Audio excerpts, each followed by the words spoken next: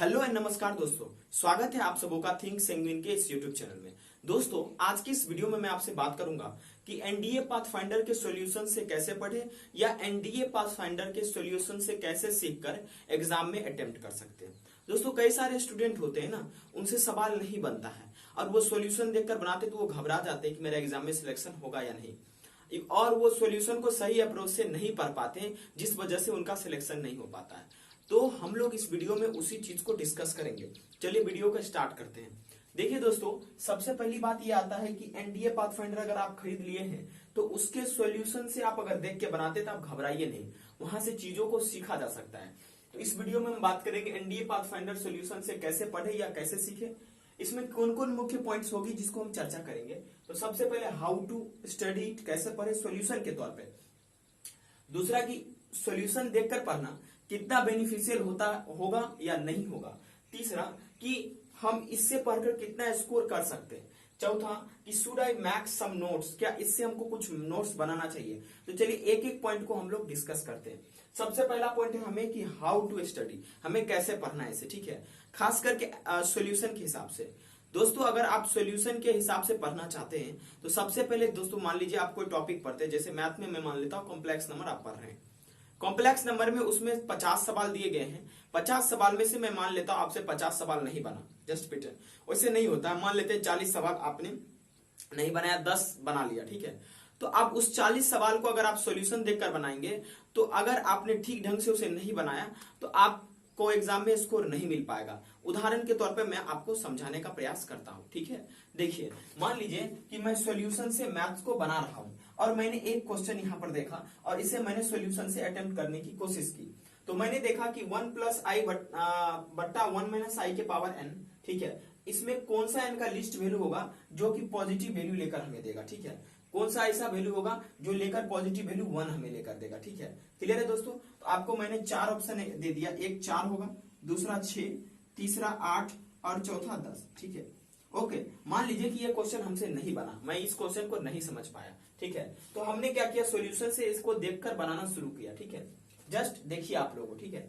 तो मैंने देखा कि यहाँ पर जो मैं आपको पूरी तरह से इसका सॉल्यूशन कर देता हूं ताकि आपको और समझ में आएगा, ठीक है। मैंने देखा कि सॉल्यूशन में इन्होंने क्या करा, एन को पहले ऐसे ही रखा और 1 प्लस आई बट्टा 1 माइनस आई को इन्होंने रेशनलाइज किया। क्या किया, रेशनलाइज यानी परमयकरण किया। तो इन्होंने क्या किया, यहाँ पर जो माइनस था उसको ऊपर में प्लस करके ऊपर नीचे भाग दे दिया, इससे कोई प्रभाव नहीं पड़ा। और इन्होंने इसे लिख दिया 1 प्लस आई का होल स्क्वायर और इसको इन्होंने लिखा 2, यानी कि 1 माइनस आई का स्क्वायर बराबर -1 होता है जो 2 हो जाएगा। तब जाके इन्होंने लिखा यहाँ पर 1 और उसके बाद दोस्तों -1 प्लस 2i बट्टा 2, ये 0 हो गया और ये कट के आई आ गया, तो आई के पावर n। तो अब n का सबसे छोटा वैल्यू कौन सा होगा जो कि यहाँ पर हमें पॉजिटिव वैल्यू लेकर देगा। तो आप जाहिर सी बात कहेंगे कि सर स्क्वायर नहीं हो सकता, क्यूब नहीं हो सकता, 4 होगा। तो n का मान 4 होगा जो हमें 1 लेकर देगा। तो यहां से मैंने क्या सीखा कि अगर कोई भी क्वेश्चन इस तरह का आता है जिसमें 1 प्लस आई बट्टा 1 माइनस आई के पावर n हो, ठीक है, तो उसका हमको पूछता है कि लिस्ट वैल्यू क्या होगा। तो हम उसमें क्या करेंगे, सबसे पहले देखिए समझने का प्रयास कीजिए। अगर आप एक स्टूडेंट है तो उसमें हम सबसे पहले क्या करेंगे कि उसमें रेशनलाइज कर दें, अंदर में ही पावर को ऐसे ही छोड़ देंगे, अंदर में ही रेशनलाइज करके उसको छोटा कर लेंगे। अगर आप स्टूडेंट, अगर आप सॉल्यूशन से सीख रहे हैं तो छोटा कर लेंगे प्यारे दोस्तों। छोटा करने के बाद जो है हम उसमें वैल्यूज को रखकर देखेंगे कौन सा सबसे छोटा वैल्यू है जिसपे वो 1 आ जाता है। हमारे दिमाग में ये सेव हो गया, अगर इस तरह का क्वेश्चन आया तो हम उसको ऐसे अप्रोच करेंगे, ठीक है। देखिए अब क्या किया गया, 2021 में इसी तरह का क्वेश्चन पूछ लिया गया इसी आधार पर, ठीक है। मैंने आपको क्या बोला था कि जो बच्चा सॉल्यूशन से सीखता है वो बच्चा भी आगे चल के एग्जाम में कर सकता है, क्योंकि टीचर लोग जब आपको पढ़ाएंगे तो वो आपको कंसेप्ट देने के साथ साथ आपको सॉल्यूशन भी बताते हैं और सॉल्यूशन से भी चीजों को सिखाते कि किस तरह से हमें अप्रोच करना होता है, ठीक है। अगली बार एग्जाम में क्या किया गया, सेम वही क्वेश्चन रखा गया, 1 प्लस आई बट्टा 1 माइनस आई के ये एन स्क्वायर हो गया, ठीक है, यानी एन के पावर 2। तो इसमें क्या किया गया कि इस वैल्यू को क्या किया गया दोस्तों, आप वही सिंपल से अप्रोच लगा सकते हैं। इसमें भी वही प्रश्न पूछा गया कि n के सबसे छोटा वैल्यू वो कौन सा होगा जिस पर ये आपका जो वैल्यू पॉजिटिव निकल के आता है या 1 निकल के आएगा, ठीक है, या पॉजिटिव वैल्यू निकल के आएगा, ठीक है। तो यहां पर गौर से देखिएगा दोस्तों, तो इसमें फिर वही प्रोसेस करना, क्योंकि मैंने पीछे पाथफाइंडर सॉल्यूशन से देखा था। मान लीजिए मैंने 2021 का आइटम देता, उससे पहले मैं बनाया हुआ था, ठीक है। तो मैंने देखा कि इस तरह से इसको बनाया जाता है, तो मैंने इसको क्या किया, ठीक से मैं ऐसे रेशनलाइज किया और n का सबसे छोटा वैल्यू जो मेरे ऑप्शन में दिया गया था उसे मैंने डाला, तो मेरा जो पॉजिटिव वैल्यू निकल के आया मेरा आंसर हो गया। तो मैंने आपको बता दिया कि किस तरह से हम सॉल्यूशन से सीख सकते हैं, ठीक है। इस तरह का दोस्तों प्रॉब्लम जो होता है, आप देखिए, मान लीजिए कि आप एक छात्र है, ठीक है, और इस तरह के प्रॉब्लम आप जब कभी देखते हैं तो आप उसे अप्रोच कर सकते हैं, ठीक है। तो आप थोड़ा और अपने मन से भी दिमाग लगा सकते हैं कि मान लेते हैं कि हम 1-i/1+i होता, और इसका पावर दोस्तों अगर मान लीजिए कि n होता, तब कौन सा छोटा वैल्यू होता है n का, जिससे ये पॉजिटिव हो जाता, ठीक है। तो ये आप खुद भी सोच सकते हैं कि इस तरह से आपको सॉल्यूशन से सीखना है, ठीक है। चलिए आगे हम बात करते हैं। सारे क्वेश्चन अगर आपने 100 क्वेश्चन करा, मान लीजिए 100 में कम से कम दोस्तों आप क्या करेंगे, अब अगला मैं बताता हूं, ठीक है। देखिए अब ये बात है कि बेनिफिशियल और नॉट, ठीक है। दूसरा पॉइंट, मैंने पहला पॉइंट आपसे डिस्कस कर लिया कि कैसे इसे हम पढ़ेंगे, ठीक है, कौन अप्रोच होगा सॉल्यूशन से हम सीख सकते हैं, कि माइंड को एक्टिव रखेंगे और टाइप वाइज को समझने का प्रयास करेंगे, ठीक है। कि अरे इस तरह का क्वेश्चन आया था तो हम ऐसे अप्रोच किए थे, इस क्वेश्चन में भी वही अप्रोच लगाना है, थोड़ा अपना माइंड भी लगाना पड़ेगा आपको, ठीक है। अब दूसरा देखिए कि ये बेनिफिशियल है या नहीं है, मतलब कि पाथफाइंडर सॉल्यूशन से अगर हम पढ़ रहे हैं तो हमको हमेशा लगता है कि नहीं हम कुछ नहीं कर पाएंगे, हमारा एग्जाम में स्कोर नहीं हो पाएगा, क्योंकि बहुत बच्चे बिना देखे बना लेते हैं, हम देखकर बना रहे, बहुत बच्चे बिना देखे बना रहे हैं, अच्छी बात है, लेकिन अगर आप देखकर बना रहे हैं और सीख रहे हैं तो आप उनसे भी बेहतर है, क्योंकि लर्निंग जो होता है जो बहुत जबरदस्त होता है अगर आप सीख रहे हैं।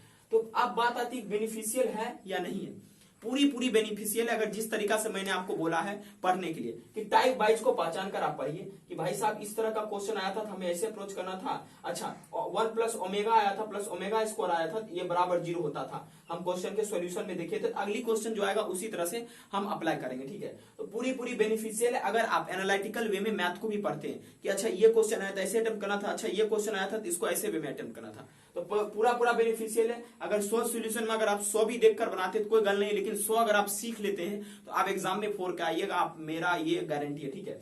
अब यहां पर अगला प्रश्न ये आता है कि how much can we score, कि हम लोग किस तरह से ज्यादा स्कोर कर सकते हैं by reading NDA pathfinder. NDA pathfinder solution देखकर हम लोग उसमें से कितना ज्यादा हम लोग स्कोर कर सकते हैं, ठीक है। तो बहुत ज्यादा स्कोर किया जा सकता है अगर आप ठीक से पढ़ते हैं। तो सबसे पहले स्कोर करने का तरीका है कि आप उसके कंसेप्ट को पढ़ लीजिए, और कंसेप्ट पढ़ने के बाद अगर कुछ चीजें आपको समझ में आए तब पर भी ठीक है, नहीं समझ में आए तो कोई दिक्कत नहीं, ठीक है। आप उसके जो एग्जाम्पल दिए पिछले साल के क्वेश्चन को, उसको बनाते जाइए, अगर नहीं बन रहा है सॉल्यूशन से सीखते जाइए, बहुत ही आपको मदद मिलेगा, क्योंकि उसी टाइप का क्वेश्चन मैथ में एग्जैक्टली आ जाता है, कोई दिक्कत नहीं, थोड़ा n की जगह n स्क्वायर की जगह n क्यूब आ जाता है, उसके लिए आप उतना करने में सक्षम हो पाएंगे। तो आप बहुत अच्छा स्कोर कर सकते हैं अगर पूरे पाथफाइंडर मैथ को आप एनालिटिकल वे में जैसे मैंने आपको बताया था उस तरह से आप पढ़ लेते हैं। तो चलिए अब दोस्तों नेक्स्ट पॉइंट हम बात करते हैं, should I make some note, क्या इससे हमको कुछ नोट बनाना चाहिए? बिल्कुल मैं आपको सजेस्ट करूंगा, हाँ नोट्स बनाना चाहिए। जैसे एग्जांपल के तौर पर मैं आपको बताता हूं कि मैंने सपोज कीजिए मैंने कोई क्वेश्चन पढ़ा, ठीक है,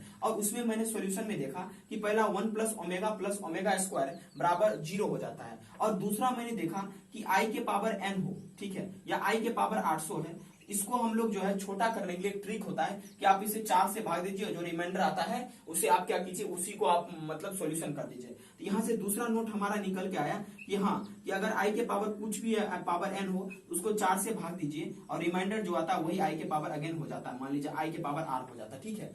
तो मैंने दूसरा चीज ये सीखा। तीसरा चीज मैंने सीखा कि जो होता है ये 1+ω+ω स्क्वायर बराबर 0, और मैंने कहीं सॉल्यूशन में देखा कि 1+ω बराबर -ω स्क्वायर भी होता है, इसे मैं नोट कर लूंगा, ठीक है, ताकि हम देखिए इतना बात आप यहां से भी कर सकते थे, ठीक है। तो आप सीधे याद रखेंगे 1+ω बराबर ओमेगा स्क्वायर होता है, तो आपको समझ में आ जाएगा। और फिर आपने सॉल्यूशन बनाया और वहां पर आपने देखा कि ओमेगा क्यू का वैल्यू -1 होता था, जो मैंने पुट नहीं करा, इसलिए मेरा क्या हो गया, गलत हो गया। तो आप ओमेगा क्यू को भी नोट करते चलेंगे, ठीक है। ये बातें आपको समझ में आ रही है दोस्तों, ताकि एग्जाम के टाइम में आप अपने नोट्स से पढ़ पाए। जैसे आप मॉडुलस ही निकालते हैं, आप समझते हैं मॉडुलस निकालने के लिए क्या किया जाता है, उसके रियल पावर का और इमेजिनरी का जो पावर थे √a² + b² हम लोग कर लेते हैं, ठीक है। और उसके बाद एम्पलीट्यूड या दोस्तों क्या कहते हैं आर्गुमेंट निकालने के लिए हम लोग इस तरह से अप्रोच करते हैं, टेन थीटा निकालते हैं, उसके बाद देखते हैं कि किस क्वाड्रेंट में, इसे भी कॉपी में आप नोट कर लेंगे, ठीक है। तो इस तरह से आपका जो है दोस्तों चीज जो है तैयार होता जाएगा। अब हम बात कर लेते हैं थोड़ा सा जनरल एबिलिटी टेस्ट में, उसमें भी क्या सॉल्यूशन देखकर काम किया जा सकता है, वो तो गर्दा होगा अगर आप सॉल्यूशन देखकर पढ़ेंगे। मैथ में थोड़ा ऊपर नीचे हो भी सकता है, लेकिन उसमें ऊपर नीचे कभी नहीं होगा। अगर मान लीजिए आपने इंग्लिश का सारा पेपर अटेम्प्ट किया, अब 50 में मान लीजिए आपसे मात्र 10 ही सॉल्व हुआ, 40 नहीं सॉल्व हुआ, ठीक है, प्लीज आप क्या कीजिए उस 40 का सॉल्यूशन देखिए और उसको एनालाइज करने का प्रयास कीजिए। उससे भी आप क्या कर सकते हैं, वो आपको बहुत बेनिफिशियल होगा। ये तो बेनिफिशियल है, लेकिन वो बहुत ज्यादा बेनिफिशियल है, ठीक है। उससे भी आप अच्छा स्कोर कर सकते हैं, कोई दिक्कत नहीं। आप उसमें से क्या कीजिए, चीजों को पढ़ लीजिए, ठीक है, सॉल्यूशन देखकर उसमें से निकालने की कोशिश कीजिए। जैसे कि मान लीजिए कि आपने इंग्लिश पढ़ा, इंग्लिश में आपने एक शब्द देखा प्लेसीड, चल भाई चल, ठीक है, प्लेसीड देखा तो आपको नहीं पता था कि ये काम होता है, ठीक है, तो इसका मतलब सिनोनिम्स, आप क्या कीजिए, इसको इंटरनेट पर भी सर्च करके अपने कॉपी में नोट्स बना लीजिए, ताकि आपको वो पूरी तरह से आपका वो हो सके वो, ठीक है। मान लीजिए आपने कोई फिल इन द ब्लैंक्स ही पढ़ा, ठीक है, फिल इन द ब्लैंक्स में कहीं पर एट प्रीपोजिशन आपने यूज किया, वहां पर इन करना चाहिए था यूज, इसको भी आप एक बार इंटरनेट पर देख लेंगे, भाई साहब एट क्यों हुआ, इन क्यों नहीं हुआ था, या ऐसा चीजें जो है, ठीक है, और उसको आप कॉपी में नोट करते चलेंगे, और जब एग्जाम का 10-20 दिन बचेगा, 25 दिन बचेगा, तब उसको आप क्या कीजिएगा, प्रॉपर रिवीजन मार दीजिएगा। देखिए आप एग्जाम देने जाइए, मैं पूरा विश्वास के साथ कहता हूं आपको इतना अच्छा स्कोर आएगा जिसका जवाब नहीं, आप एग्जाम क्रैक कर लेंगे। तो चीजों को अगर पाथफाइंडर सॉल्यूशन से भी आप पढ़ते हैं तो घबराइए नहीं, आप भी क्रैक कर सकते हैं, लेकिन एनालिटिकल वे में आपको पढ़ना होगा, ठीक है। ये नहीं कि हम कुछ भी पढ़ ले, ठीक है, कुछ भी पढ़ के चले जाए, ऐसा नहीं होता, ठीक है। आप सॉल्यूशन देखकर बना रहे हैं, नहीं सीख पा रहे तो आपका वो टाइम खराब हो गया, आपका वो टाइम कोई भी काम का नहीं है। तो आप मेरी बात को समझ पा रहे हैं, अगर आपने इस बात को समझा और इस बात में आपको कुछ अच्छा लगा, तो आप हमें सपोर्ट करने के लिए हमारे चैनल को आप सब्सक्राइब कर सकते हैं। और दूसरी बात, हम जो हमेशा अवेलेबल कंटेंट लेकर आते हैं, अगर आप चाहते हैं अवेलेबल कंटेंट सबसे पहले देखें तो आप हमारे चैनल को सब्सक्राइब कर दीजिए, ताकि आपको क्या होगा कि वो कंटेंट सबसे पहले मिल पाएगा। Thank you very much for watching this video. आपने हमें अपना इतना महत्वपूर्ण टाइम दिया, उसके लिए मैं धन्यवाद आपको करना चाहता हूं। और दोस्तों हाँ, लास्ट में मैं आपको ये बोलूंगा कि अगर आपको इसमें कुछ कमियां दिख रही है, वीडियो क्वालिटी कुछ भी, तो प्लीज कमेंट कर दीजिएगा, हम अगली वीडियो में उसको इंप्रूव करने की कोशिश करेंगे, क्योंकि आप ही हमारा सर्वस्व है। Thank you very much for watching this video.